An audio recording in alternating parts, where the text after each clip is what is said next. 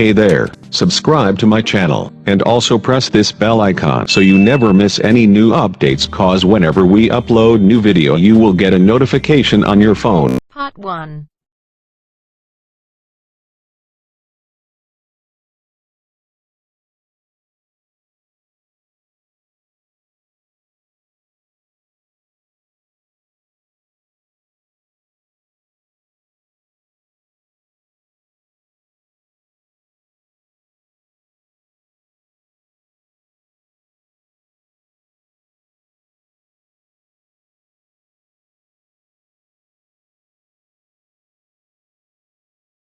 You will hear a number of different recordings, and you will have to answer questions on what you hear.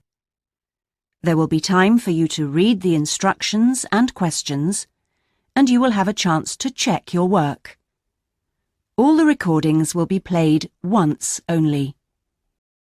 You will hear a conversation between a student and a job advisor. First, you have some time to look at questions 1 to 5.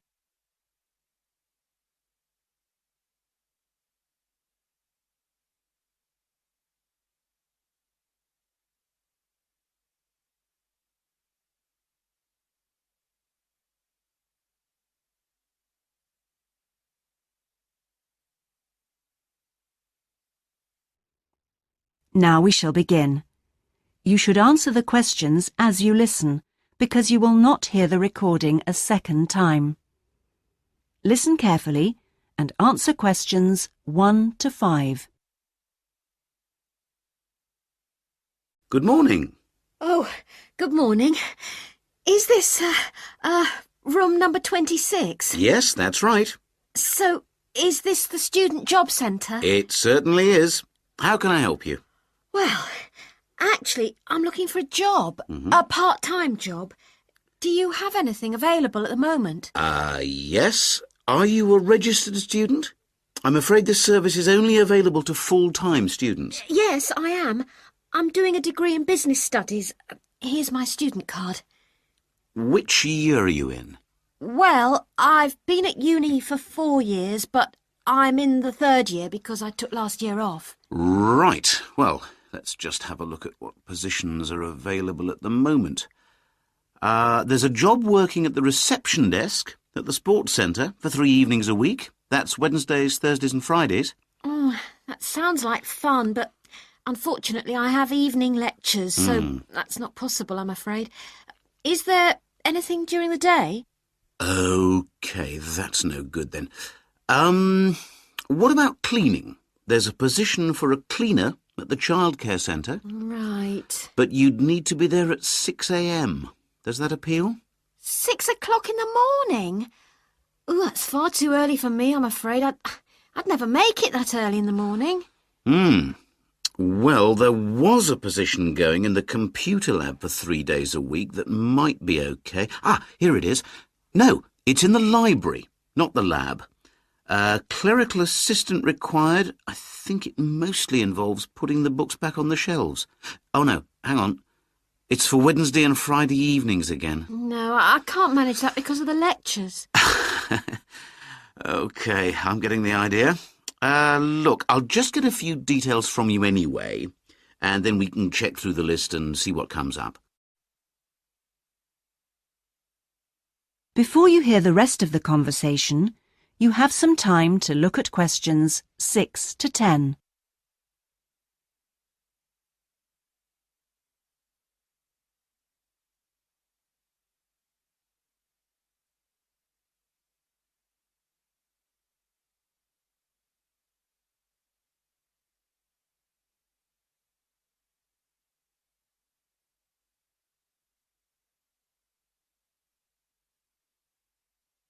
Now listen and answer questions 6 to 10. We'll fill in the personal details on this application form first, if that's OK. Yeah, that's fine. Now, what's your name again? Anita Newman. That's Newman. And your address, Anita? I'm in one of the halls of residence for postgraduate students. You know, International House. OK, that's easy. What's your room number there? Room B569. No, Sorry, B659. I always get that wrong. I haven't been living there very long. Do you have any other skills?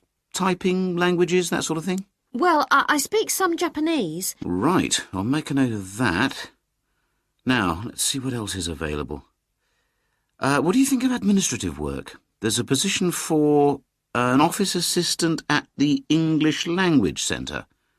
That sounds interesting. It's for 3 days a week, Monday, Friday and Saturday mornings. Interested? I was hoping to have Saturdays free, but I need the work, so... Can you tell me what the job involves? Yep, sure. It says here that you'll be required to deal with student inquiries and answer the phone. I'm sure I can handle all that without a problem. Great. Well, would you like me to arrange an interview for you? Say Friday morning around 10? Could we make it a bit later? Unfortunately, I've got something to do at 10. Would that be okay? Not a problem. How about 11:30? Hope it works out for you, Anita. Me too. And thanks for all your help. That is the end of part 1. You now have half a minute to check your answers.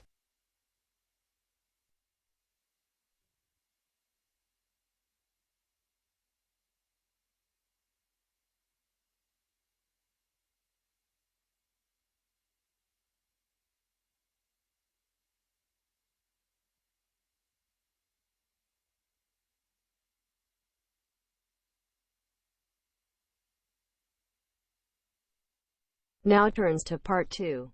Part 2.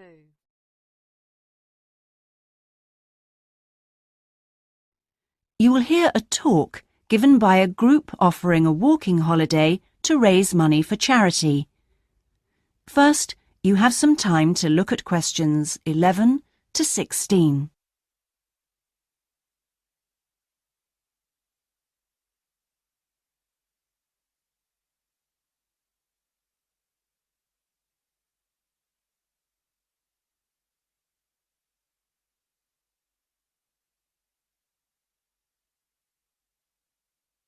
Now listen carefully and answer questions 11 to 16. Good morning. I'm very pleased to have been invited along to your club to talk about our charity-sponsored walking holiday for education aid. I'll start by giving you a brief overview of what it entails.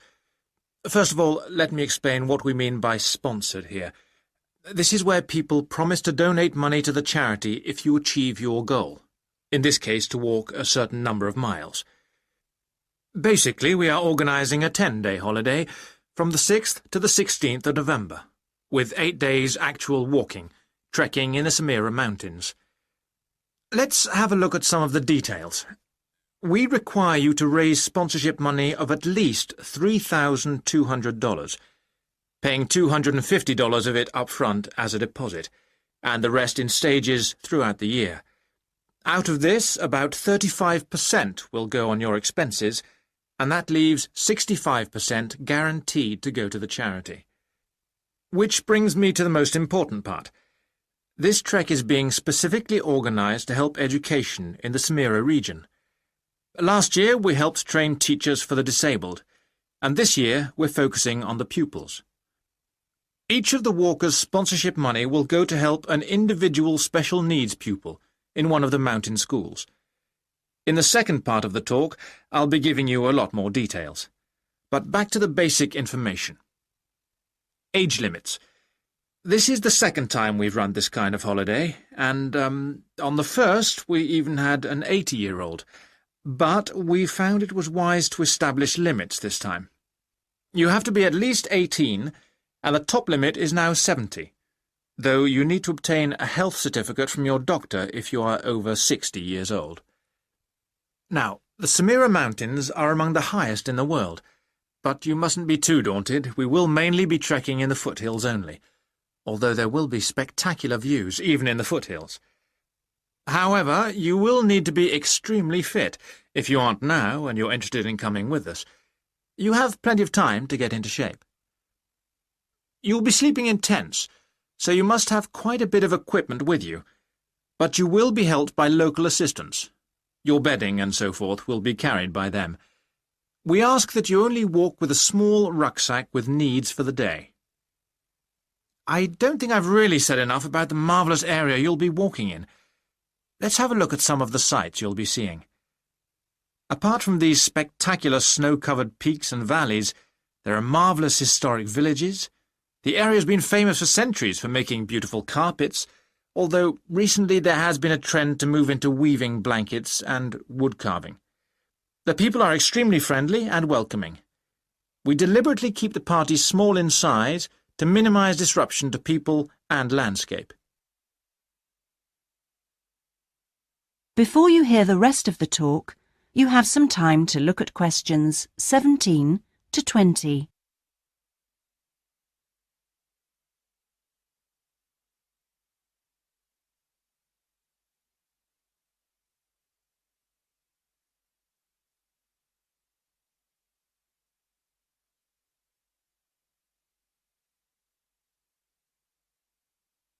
Now listen and answer questions 17 to 20. I hope that there are still some people interested. I will be distributing leaflets at the end where you can find out more information. But just for the moment, I'll outline the itinerary, the main high points of the holiday. Obviously, you'll start by flying out to Kishba, the capital city, on day 1. After a couple of days to acclimatise yourself, you'll start the trek on day 3, walking through the enormous Katiba forest, which will take the whole of the day. Day 4 takes us higher up, going through the foothills, past a number of villages, and visiting a school for the disabled in Sohan.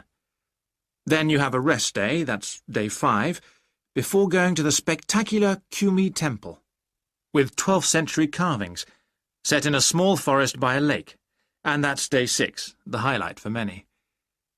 We stay near there for day 7, because then comes the hardest day, walking through very mountainous country, but culminating in a swim in the Pate Falls. This is the highest waterfall in the region. Day 9 is much easier, with part of the day spent in a village where they make some of the gorgeous red blankets. Then back down to Kishba and the journey home. So, you can see it's a pretty packed timetable. That is the end of part 2. You now have half a minute to check your answers.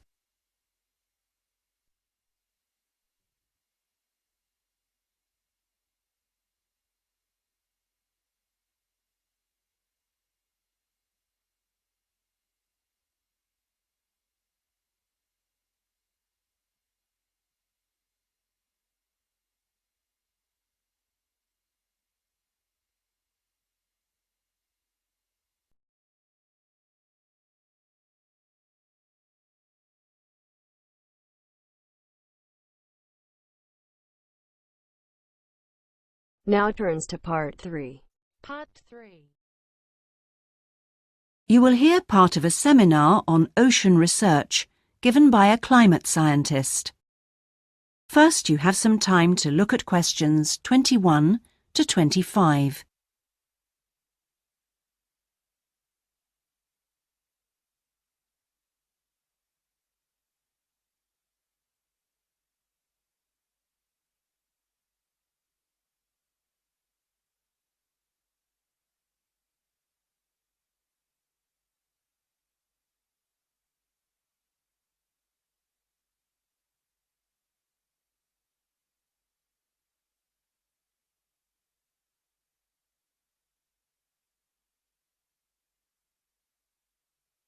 Now listen carefully and answer questions 21 to 25. Thanks to all of you for coming along today to hear about how the robotic float project is helping with ocean research. Well, first of all, we'll look at what a robotic float does and its use. So let's start with the device itself. It looks a bit like a cigar, and it's about 1.5 meters long. More importantly, it's full of equipment that's designed to collect data. So it can help us in building up a profile of different factors which work together within the world's oceans. Sounds like a big project. Isn't it too big for one country to undertake? That's quite true, but this project is a really good example of international cooperation. Over the last 5 years, scientists from 13 countries have been taking part in the project and launching floats in their area of ocean control. And next year this number will rise to 14 when Indonesia joins the project. That's impressive. But let's move on to how floats work. The operational cycle goes like this. Each of the floats is dropped in the ocean from a boat at a set point and activated from a satellite. Then the float immediately sinks about 2,000 meters. That's 2 whole kilometers down in the water. It stays at this depth for about 10 days and is carried around by the currents which operate in the ocean at this level. During this time, it's possible for it to cover quite large distances, but the average is 50 kilometers. So, what is it actually recording? Well, at this stage, nothing. But as it rises to the surface, it collects all sorts of data. Most importantly, variations in salinity, that's salt levels, and the changes in temperature, a bit like underwater weather balloons. Then, when it gets back to the surface, all the data it's collected is beamed up to the satellite. After about 5 hours on the surface, the float automatically sinks, beginning the whole process again. What happens to the data? Well, the information is transferred direct to onshore meteorological stations, like our one in Hobart, and within 4 hours the findings can be on computers, and they can be mapped and analysed.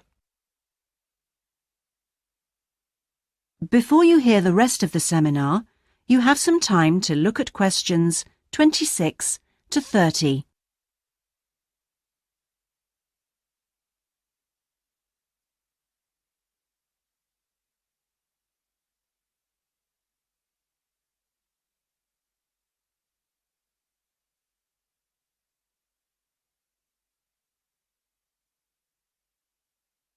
Now listen and answer questions 26 to 30. You say you're building models of the world's ocean systems, but how are they going to be used? And more importantly, when? Some of the data has already helped in completing projects. For example, our understanding of the underlying causes of El Niño events is being confirmed by float data. Another way we're using float data is to help us to understand the mechanics of climate change, like global warming and ozone depletion. That's part of an ongoing variability study, but the results are still a long way off. However, this is not the case with our ocean weather forecasting.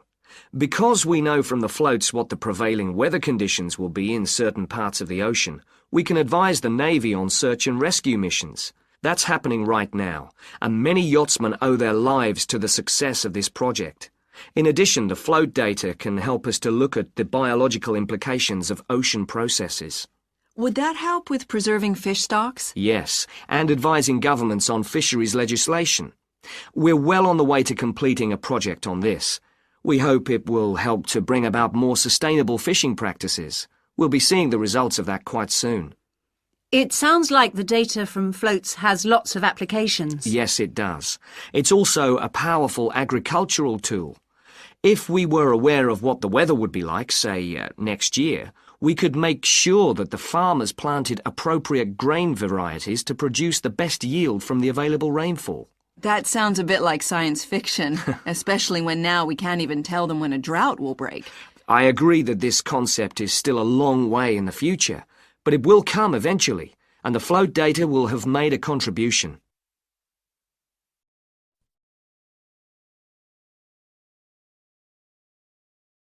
That is the end of part 3.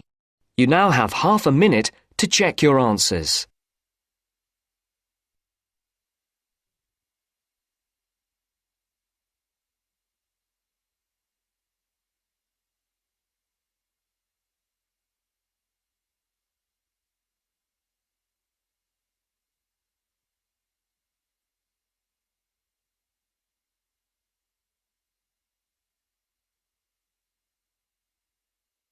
Now turns to part 4.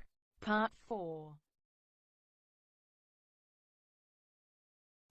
You will hear part of a lecture about hotels and the tourist industry. First, you have some time to look at questions 31 to 40.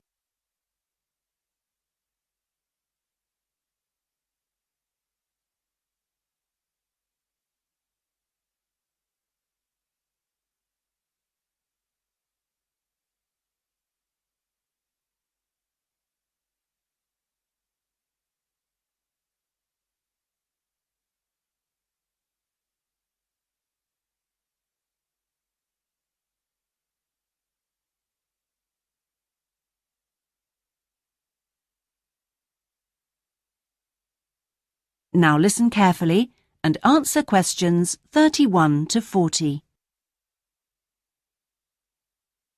Good morning, everyone. Today's lecture forms part of the Hospitality and Tourism module. Last week, I looked at the economy end of the hotel business. This week, I'm going to discuss the luxury end of the market. Let's consider the following scenario. You wake up in the middle of the night in a strange hotel miles away from home, disoriented most probably from jet lag, when even the most expensive surroundings can seem empty and dispiriting. You have paid a great deal of money to stay in this first-class hotel with its contemporary technology, but according to recent research carried out by an international travel and public relations company, all is not well.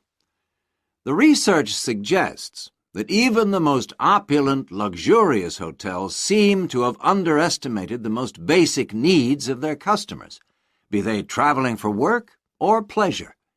The need to feel at home in surroundings which are both familiar and inviting.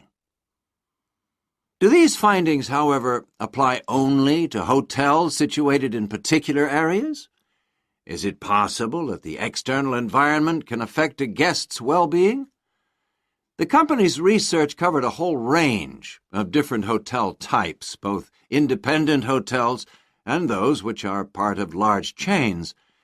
They investigated chic, so-called boutique hotels in the heart of downtown business districts, stately mansions located in the depths of beautiful countryside, and plush hotels built at the edge of tropical beaches, surrounded by palm trees and idyllic blue ocean.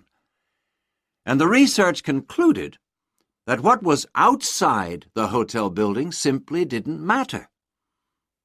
This is a fascinating revelation, and those of you hoping to move into careers in the travel and leisure industry would be well advised to look at the findings in more detail. But back to the main point of this lecture, the need to feel at home. What can the hotel industry do about it?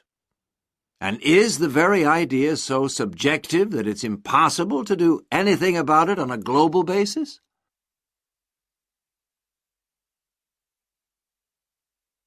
However, nothing stands still in this world. One company has come up with the slogan, "Take your home with you," and aims to provide clients with luxury serviced apartments. Those in the business travel industry maintain that these serviced apartments dispense with all the unwanted and expensive hotel services that business travelers don't want, while maximizing the facilities they do want. For example, not only sleeping and living accommodation, but also a sleek, modern kitchen that allows guests to cook and entertain, if they wish, at no additional cost. The attractions of such facilities are obvious, and it'll be interesting to see whether the company manages to establish a trend all over the world and make a lasting impact on the luxury accommodation market. Now, finally, I want to consider the psychology underpinning the traditional holiday hotel industry. As a hotelier, how do you go about attracting people to give up the security of their own home and entrust themselves to staying in a completely strange place and sleeping in an unfamiliar bed? Firstly, hotels exploit people's need to escape the predictability of their everyday lives. For a few days, people can pretend they are free of responsibilities and can indulge themselves. Secondly, there is something very powerful in our need to be pampered and looked after. It's almost as if we returned to being a baby when everything was done for us and we felt safe and secure. And not far removed from this is the pleasure in being spoilt and given little treats, like the minuscule bottles of shampoo and tiny bars of soap, the chocolate on your pillow at night. And we actually forget that we are paying for it all. Next week, I'm going to look at eco-hotels, a fairly new phenomenon, but increasingly popular, particularly... That is the end of part 4. You now have half a minute to check your answers.